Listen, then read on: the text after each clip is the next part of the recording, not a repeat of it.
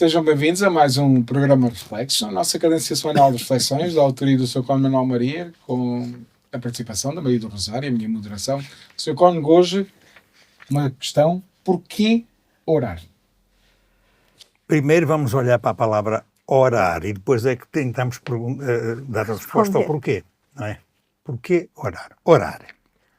Etimologicamente, orar é usar a boca. Em latim, oris quer dizer boca. Oral. Quer dizer que é Daí. oral. Daí, exatamente, escrito e oral. Muito bem. Então, orar é usar a boca para pronunciar palavras. Depois de as pensar e sentir, calculando nós. Não, porque senão somos papagaios. Em latim, boca diz orem, é oris. Orar é, então, comunicar com alguém, expressando o que vai na alma, dizendo com a boca os desejos e intenções. Olha que giro isto, não é? É balbuciar necessidades. É confessar problemas e pecados ditos em voz alta ou em segredo. Religiosamente, como se as tivéssemos de pronunciar sempre com a boca, orar, no sentido aplicado à oração, é usar palavras para falar com Deus. Orar não é o mesmo que rezar. As rezas não são proximidade sentida. São frases agrupadas que foram redigidas por alguém que não nós próprios. Por isso é que a gente diz rezas. Não é? Ou repetimos rezas. Pronto. Ora, as rezas não são proximidade sentida, foi o que eu disse. São frases agrupadas que foram redigidas por outros. Quando oramos, falamos diretamente com Ele, letra grande, sobre o que nos oprime, espanta e enche de tristeza ou de alegria. Ao mesmo tempo, ouvimos interiormente o que Ele tem a dizer. Ele, com letra grande. Para tal, exige-se o silêncio exterior e a atenção interior. Olha que duas coisas importantes, hein? O silêncio exterior e a atenção interior. O ruído e a confusão de pensamentos são um enorme estorvo para a oração. E todos temos essa experiência, hein? Na oração podemos contar tudo a Deus. Os nossos sentimentos, as nossas frustrações, as nossas preocupações, os nossos sonhos. Podemos agradecer-lhe, letra grande, tudo aquilo que fez em favor das suas criaturas e pedir a sua ajuda para nós e para os outros. A oração aproxima-nos de Deus, fortalece-nos e prepara-nos para enfrentar as dificuldades e, como arma do crente, coloca-nos em sintonia com a divindade. Quando oramos para que a vontade de Deus seja feita, começamos a ver as coisas como Deus as vê. Ela liberta-nos da culpa do pecado, cura as nossas deficiências físicas, emocionais e espirituais, fortalece-nos para enfrentarmos todos os desafios, abre-nos o coração para perdoarmos as ofensas de que somos vítimas. A oração é o início da bênção. Comparando com as situações humanas num bom relacionamento, os amigos conversam, gostam de estar juntos. Na oração é o mesmo. Quando oramos, tiramos tempo para ganhar mais intimidade com Ele, com Deus. Contar tudo a Deus ajuda-nos a reconhecer sentimentos negativos, pecados e problemas que precisam de ser resolvidos. Temos desse modo a oportunidade para lhe submeter tudo e deixar que Ele trabalhe, conserte e restaure o que em nós precisa de conserto. Quando paramos para agradecer pelas bênçãos, damos glória a Deus. E segundo a doutrina católica, a oração, o falar com Deus, é um dom da sua graça que vem ao encontro do homem e permite o estabelecimento de uma relação pessoal e viva com o Pai Santo. Na oração, o crente eleva a alma a Deus para o louvar e pedir bens que sejam conformes à sua vontade. É curioso que quando os apóstolos pediram a Jesus que os ensinasse a orar, a resposta foi imediata. Dizei: Pai, que o teu nome seja santificado. Venha o teu reino, que se cumpra na terra a tua vontade. Dá-nos o pão para o podermos distribuir, perdoa os nossos pecados, não nos deixes cair na tentação, livra-nos do mal. A oração, como manifestação humana, é testemunhada por todas as religiões. Toda a história da salvação é a história do encontro misterioso de Deus com o homem e do homem com Deus. É o encontro que justifica o porquê orar. Então, o título, porquê orar? Porque precisamos de termos encontrões com Deus. O encontro. Não, mas eu vou aqui pegar já na questão da parte final do texto. Eu recordo, porque o Evangelho nisso é muito clarinho. Os apóstolos sabiam que os mestres dos outros grupos religiosos os ensinavam a rezar. Eu disse que orar e rezar não é a mesma coisa. E então pediram a Jesus que os ensinasse a rezar. E Jesus nunca usou a palavra rezar. Disse: quando orardes, dizei. E a primeira coisa que aparece ali é: dizei, Pai. Pai, isto é extraordinário. Porque a oração é exatamente algo que acontece em ambiente familiar. É como os filhos dos pais. O comunicarem uns aos outros, porque na comunicação é que está a oração. Usar a boca. Estão a entender isto? E para quê? Para transmitir sentimentos, necessidades, preocupações, ideias, saber, tudo. E isto em ambiente em que nós estamos em família.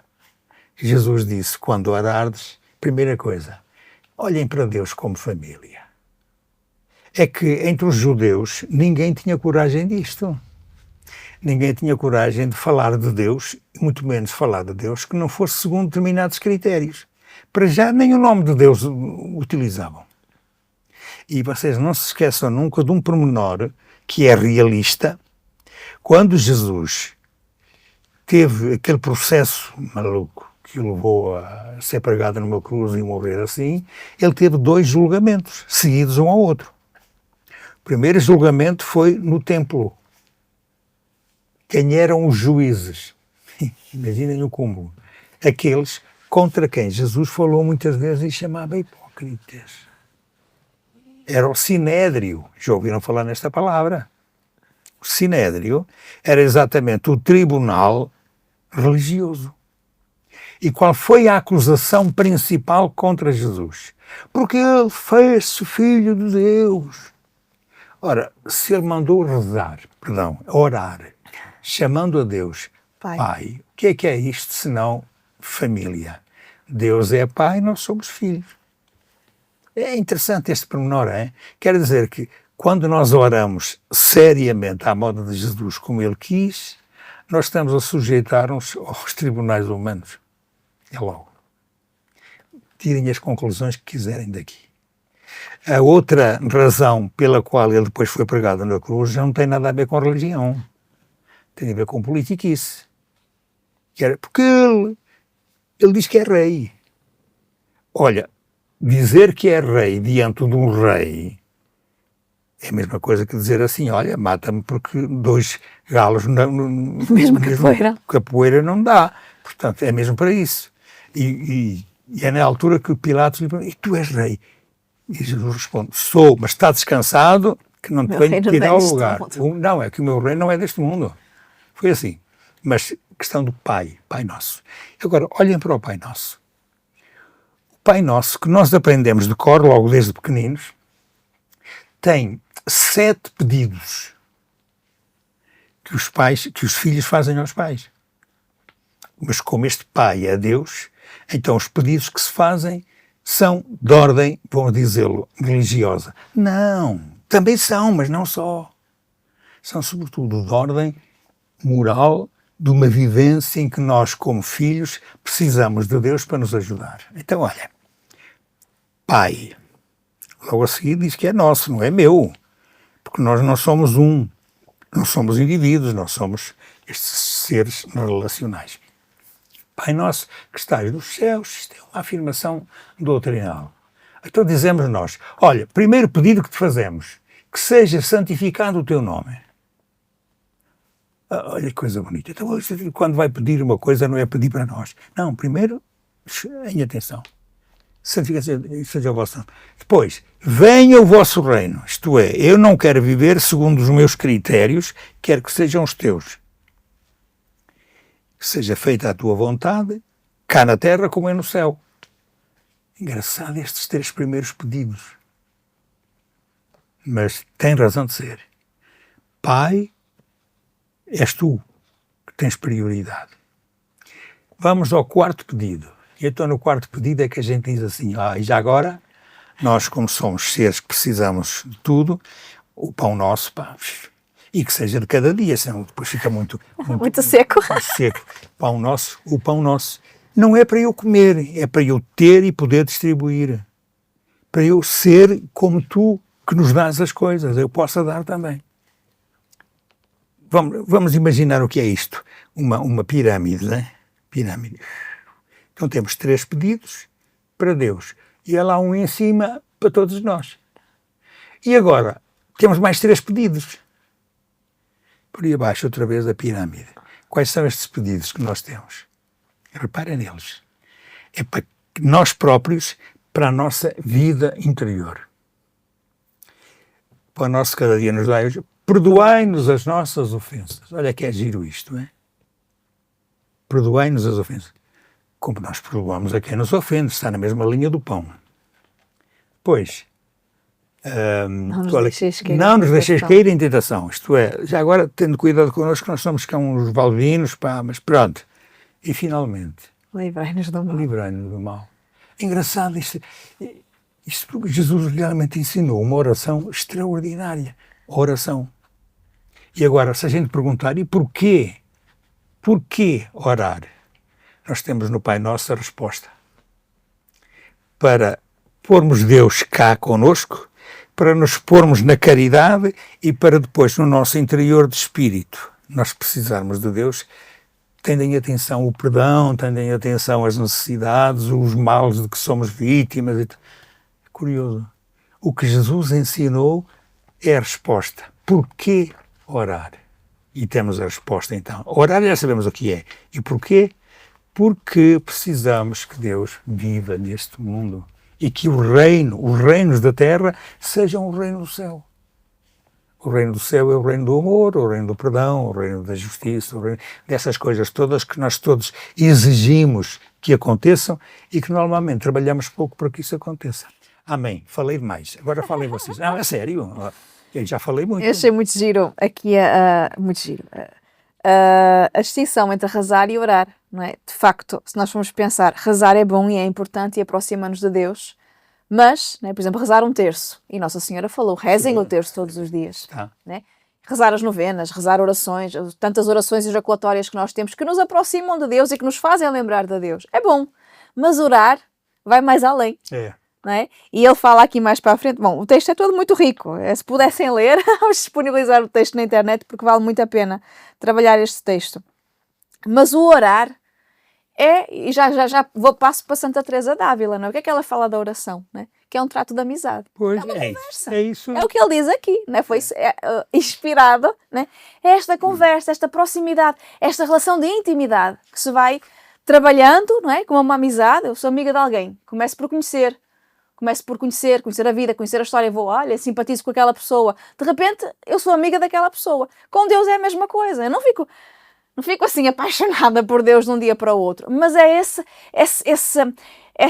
conversa, esse contar a nossa vida, contar aquilo que nos alegra, contar aquilo que nos entristece, não é? Como eu falo aqui, esta confissão, assim, relatar a Deus, olha, eu hoje estou assim, eu hoje estou triste, eu hoje estou feliz, eu hoje enfrentei esta dificuldade, reagi de tal forma, se calhar não foi a melhor. Conversar.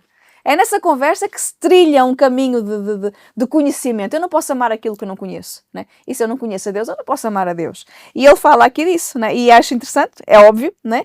Para tal exige silêncio interior e atenção interior. Claro. Nós muitas vezes, eu falo, Deus não fala comigo. Pois não, a gente não cala a televisão, né? A gente não cala o rádio, né? Como é que eu vou escutar a Deus se eu não tenho silêncio? Deus não fala no meio da confusão, né? Deus fala na brisa suave, não é?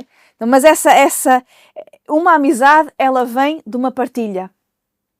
Né? Eu partilho alguma coisa com alguém, uma informação, eu partilho a minha vida, eu partilho as minhas confidências com Deus e Ele vai consolar o meu coração. E mais à frente ele fala que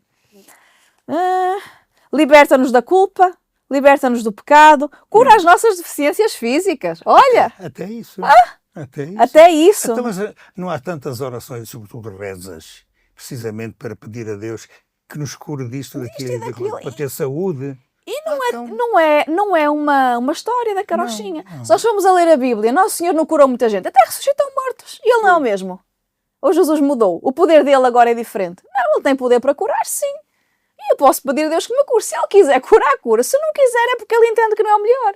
E a vida continua. Mas essa proximidade entre nós com Deus, criar uma relação de amizade com Deus, da mesma forma que nós temos amizade com as pessoas à nossa volta, conversar com Deus, a oração, ela tem o poder de nos mudar. Eu achei muito rico este texto. Quantas situações de culpa, quantas situações de falta de perdão connosco mesmos, de coisas que nós fizemos, de remorsos, de dores. Quantas pessoas encontramos por aí que falam de tristezas do coração, de arrependimento? Conversa com Deus. Claro que há o sacramento da confissão também, mas aqui é essa, deixar-se consolar pelo Senhor. Quantas vezes a gente chega ao fim de um dia e parece que tudo correu mal, né? E a gente vai orar, e não necessariamente rezar, né? E vai dizer, Senhor, olha, hoje estou decepcionada porque aconteceu isto, porque eu fiz errado, porque eu fiz tal coisa. E parece que o nosso coração vai ficando aliviado. Porquê? Porque essa é a resposta, não é um monólogo. Né? E até se a gente consegue passar dessa fase para a fase de nem falar e escutar, a fase de ficar diante do Senhor, nessa contemplação que vai mais além, mas deixar que o Senhor nos instrua. Tantos santos, por exemplo, Santa Faustina. Santa Faustina não é São Tomás de Aquino. São Tomás de Aquino é um indivíduo que é um pensador.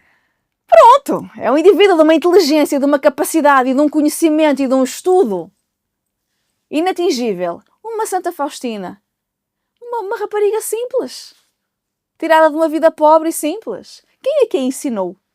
Como é que ela foi capaz de escrever um livro daquela grossura? Como é que ela foi capaz de ter tanta informação? Foi o próprio Deus que a ensinou. De onde é que isso vem? Vem da vida de oração. Ninguém consegue ser santo sem vida de oração, não é? E orar para quê?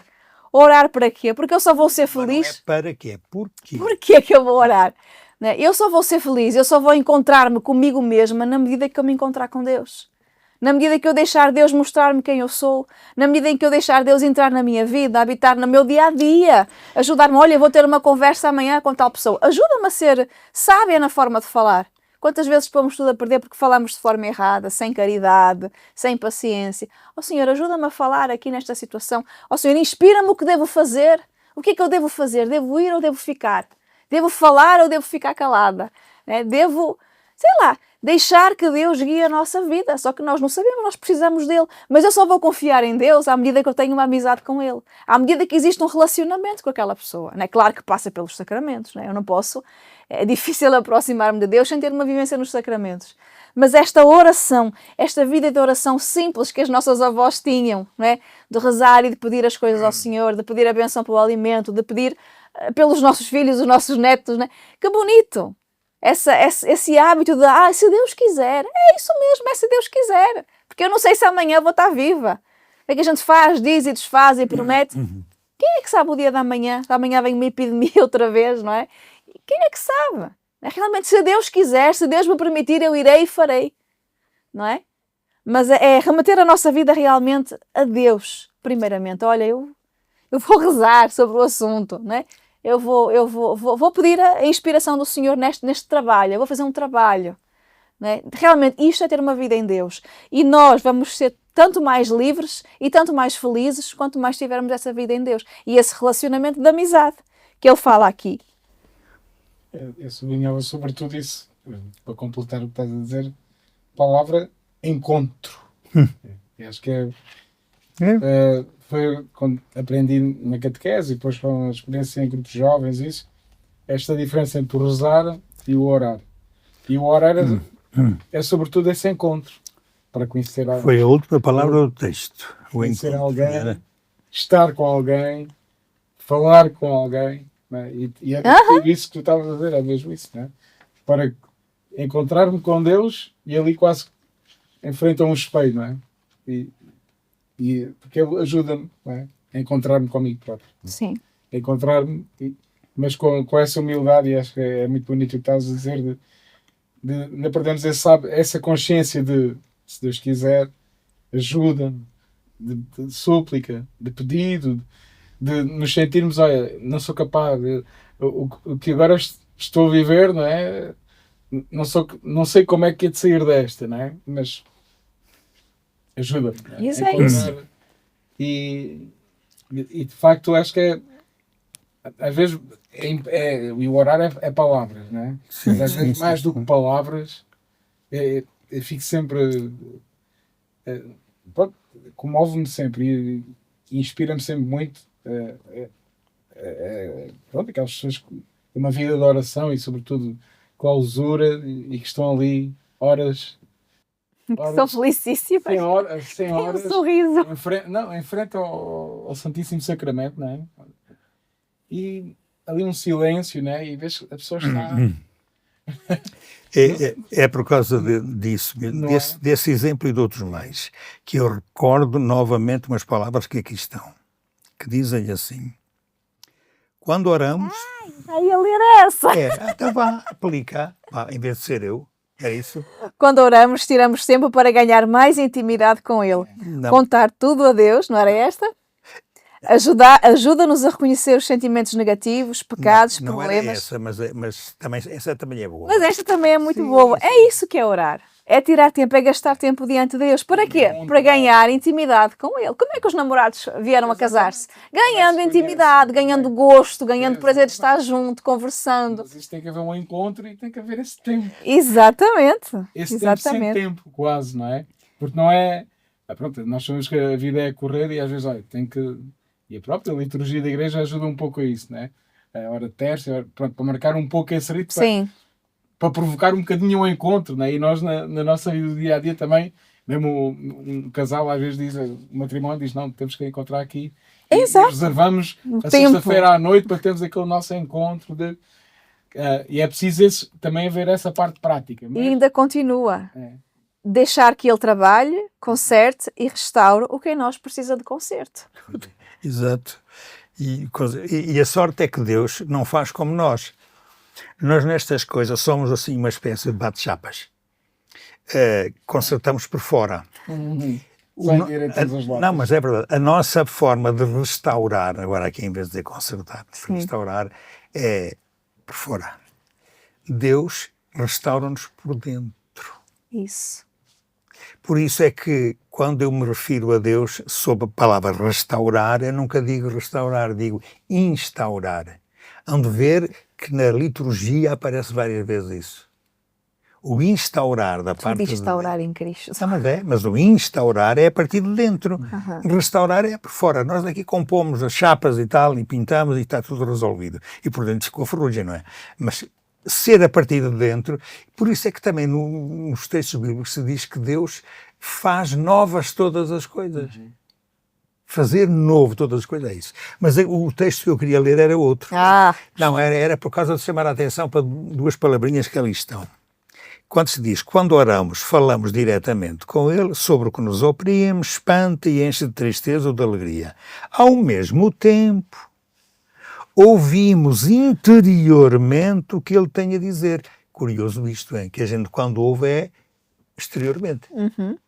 Ouvir interiormente não é ouvir, é o meditar, é o estar com, é o que vocês diziam há bocado, estar horas, por exemplo, diante do Santíssimo. Mas para isso, para tal, exige-se silêncio exterior e atenção interior.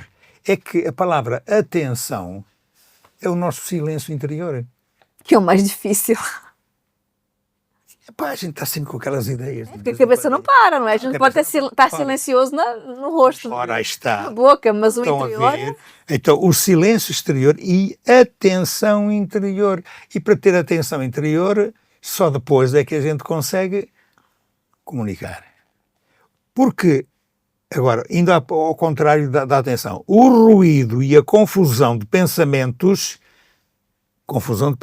é quando a gente está com muita coisa, muitas preocupações. E às vezes ali na própria igreja há pessoas que vêm, de repente fazem até assim uns gestos, como quem quer dizer, eu se calhar esqueci-me do fogão aceso. Não, isto é o extremo. Mas vocês percebam o que isto quer dizer. As preocupações que a gente tem são o contrário da atenção interior. Nós não conseguimos fazer silêncio interior se a nossa atenção andar por aí assim baralhadinha, com tantas coisas, com as tais preocupações. Efetivamente. Ouçam, e não se esqueçam que o mundo atual não é só um mundo de ruídos, é um mundo de correria. E a palavra correria aqui é o contrário disto, é o contrário deste silêncio e desta atenção interior. E é por isso que as pessoas preferem rezar do que orar. Pois, exige menos. Mas é verdade, é verdade. E quando, por exemplo, há pessoas que dizem assim, eu hoje já rezei 2/3. Hein? E reparaste no que disseste? Não, eu rezei. Quer dizer, passou as contas. Nem reparou sequer no que disse. Qual era o mistério que estava a contemplar? Numa das Ave-Marias. Porque cada uma das Ave-Marias, cada uma são todas iguais, mas a Ave-Maria diz muita coisa. Só as pessoas rezaram 2/3. 50, 100. 100 vezes a Ave Maria. E reparaste no que disseste? Não, estava com a cabeça do outro lado. A distração é a coisa mais simples. Sim. Pronto, mas é porquê orar? Apanha-nos a todos. Mas porquê orar? Porque precisamos de silêncio interior, minha gente. É isto. Precisamos de muitos dos ruídos que andam, pô-los de parte, e precisamos de parar. O parar também faz parte da nossa atenção interior. Parar nas nossas preocupações. Não é que a gente ponha de parte, não pode, não consegue. Até porque cada um tem as suas preocupações, pronto. Mas como é que é possível orar se a gente está com a cabeça no outro lado? Está aqui dito. Porquê orar? Porque precisamos de silêncio interior. E esse silêncio interior chama-se ter muita atenção. Então, eu para ter atenção a isto, o que está de lado não me deve preocupar. Assim, se eu não tenho atenção. São desenhos que a gente com as mãos às vezes faz, mas ajuda a perceber melhor. Sim. Não é? Também faz muitos desenhos com as mãos. Faço. Então, Eu ainda queria falar mais uma vez desta frase. Vá lá. Deixar que ele trabalhe, conserte e restaure o que em nós precisa de conserto. Né? A vida vai fazendo os seus estragos. Né? A vida vai machucar, vai ferir. Às vezes coisas antigas que estão há anos e anos dentro de nós, não é? Lá escondidas no fundo. E é nesta oração que o Senhor tem poder, como o Padre falou agora, porque Ele faz novas todas as coisas. Ele tem poder de fazer novas todas as coisas. Então esta vida de oração, ela cura o nosso interior. Né? Cura o nosso interior. Tantas feridas, tantos relacionamentos, divórcios, sei lá, divisões, partilhas. Né? Tantas situações que nos ferem profundamente, que ferem as famílias, que quebram as famílias. Também isto, os nossos erros, os nossos pecados, as asneiras que nós fizemos e depois das quais às vezes a gente ainda se culpabiliza, tudo isto deve ser colocado na misericórdia de Deus, porque Ele tem o poder de fazer novas todas as coisas. Não é? E isto é fantástico. Não é? Eu olho e penso e medito nestas coisas e todas as vezes eu me encanto da mesma forma. Dizer, de facto, Deus é Deus. Deus não é não é como o homem, no sentido limitado, tacanho, né? Fizeste-me isto, agora também não te vou atender. Deus é Deus. Deus não é como nós. A cabeça de Deus não é como a nossa. Graças a Deus. Não é? Deus realmente ele é incomensurável, tudo é muito grande. Né? A gente nunca vai ser capaz de compreender. Mas mergulhar, né, neste abismo da misericórdia, volta a Santa Faustina, né? E acho, até em relação ao pecado, o nosso pecado e o nosso erro, né? O próprio sacramento da confissão, outra graça, né? É como derramar uma gota num oceano. Como é que a gente encontra aquela gota depois? Né? Uma vez que foi perdoado, foi perdoado. E isto são graças que a Igreja nos dá e que nós precisamos de aproveitar. Né? Porque é nisto que Deus faz em nós as coisas novas. É nisto que Deus nos restaura. Restaura até o nosso físico, ele vai sofrer. Porque se o nosso psicológico, se o nosso interior, se os motivos das nossas angústias e das nossas dores é curado, o nosso físico também vai se perceber isso. Não é? E mais uma vez... Ficamos sem rugas. Não interessa, mas a felicidade não é que vem daquilo que é a libertação. Eu acho muito bem isto tudo e nós vamos acabar com uma pequeniníssima frase que está aqui, que diz assim: a oração, porquê orar? É que a oração é o início Da bênção. Não é o fim, é o início da bênção. Glória, tudo vem depois. Pai, como é que eu tive capacidade para pensar nisto? Foi inspiração do Espírito Santo. Se calhar foi, mas o que é verdade é que eu escrevi isto e acho que sabia o que estava a escrever. Sabia. Não era? Está bem, ok. Maria do Rosário, se que nos aí ouve, muito obrigado por nos acompanhar neste reflexo. Até lá. Até ao próximo, se Deus quiser.